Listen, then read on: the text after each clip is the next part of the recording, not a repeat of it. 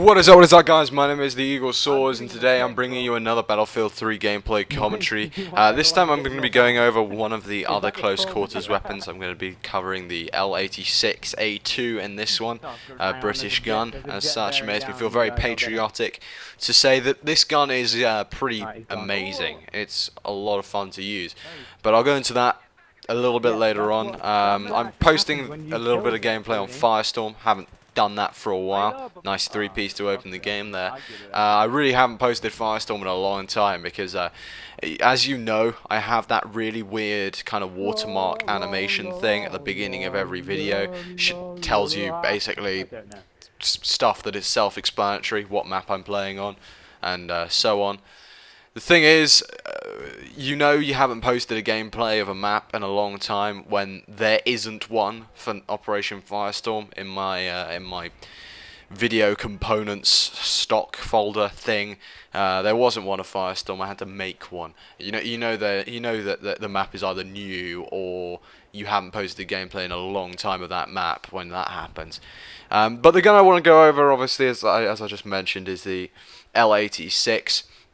And I'm going to be comparing it in some ways to what is, in my opinion, the best LMG outside of the L86, which is the PKP. That's what I'll compare it to. So let's get things started with some basic info. The L86A2 shoots a basic 5.56 by 45mm NATO round. Which is the same round that is fired by the MG36 and by all of the assault rifles, I believe. It fires at 750 RPM with a muzzle velocity of 640 meters per second. Now, the PKP fires a different round. It fires a 7.62 by 54mm round, which fires at 600 RPM with the muzzle velocity of 560 meters per second. The maximum and minimum damage of that gun is 34 and 22 respectively, but that's a difference really that is only really noticeable at medium range, because the recoil on that gun is much greater, much greater.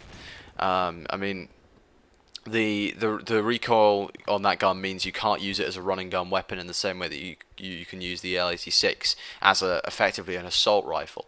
It's a bit manic, really. So moving on from that, let's get into the recoil, the ammo capacity of it. It fires 45 plus 1 in the chamber per magazine, which is pretty standard. It's basically the gun is pretty much similar in its mechanics to the M27 or perhaps the RPK without extended mags. Although I prefer it to those two guns, I think it's much stronger. It does have an extended mags attachment, but unlike the RPK, it doesn't give you a massive 200 rounds in a magazine. It gives you a 60 round plus 1 in the chamber magazine. At least that's as far as I know. It has a reload time of 3.3 seconds. Which is relatively quick in my view. I don't see any problem to be had with that reload time there. So moving on from that, let's get into the recoil pattern.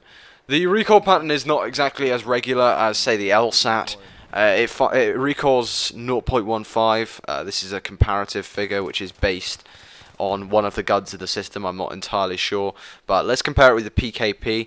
It recoils 0.32 up, 0.15 to the left, and 0.25 to the right, compared with the PKP, which fires 0.4 to the left and right in recoil, and 0.65 upward recoil. Now it's much less recoil. Again, it really is like an assault rifle. That's the statistics. I could go into more detail on the statistics, but I really think no one cares. So I'm just not going to bother, to be honest.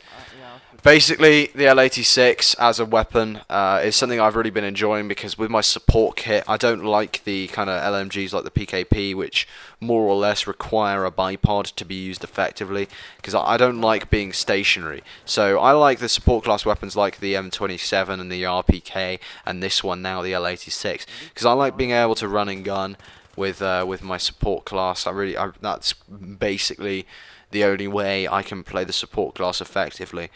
And I think I show that here. I think I show a bit. It's kind of rushing around. The L86 is obviously the British kind of equivalent in terms of LMGs to the L85A2, which is also the British assault rifle. And here I just saved the objective casually, PTFO. But the difference is that the L85 fires at 650 RPM, which does make a difference in the scheme of things. The L86 feels a lot more powerful than the L85 does. It feels, yeah, it definitely feels stronger. It's something that is noticeable immediately upon entering the game with this thing and shooting at a few targets. Is that it recoils more, but it is more powerful because of the higher rate of fire than the L85, which is quite a nice thing to have. And I really did like the L85. It was a ludicrously stable. Well, I still do like the L85. It's a ludicrously stable gun in terms of recoil. And this is slightly less stable, as I said, but because it's kind of like a percentage of the stability is lost because of the percentage increase in rate of fire. But I really don't see a huge amount of difference. I still think because the L85 is already so stable, I feel like the L86 is a much more is stable enough.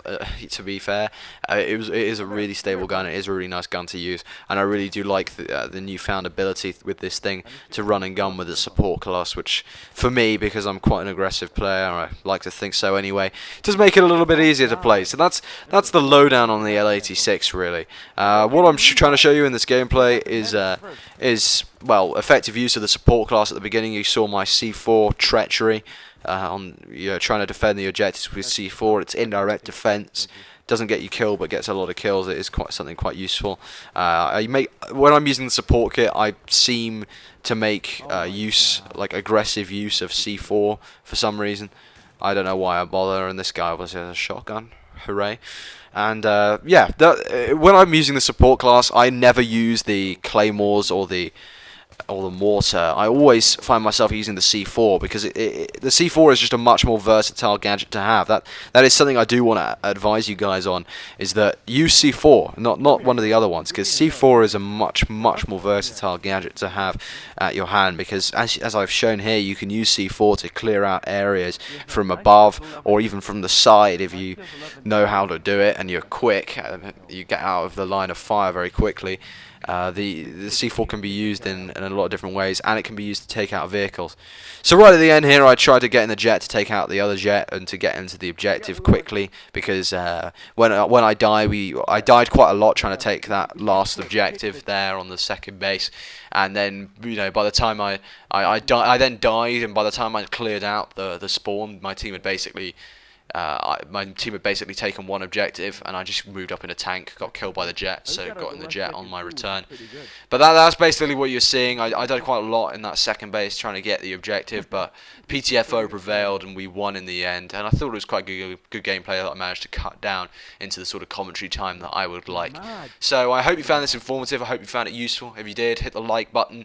Not that I'm pushing you or anything, I just like getting shared around. And until next time, guys, take care. Goodbye.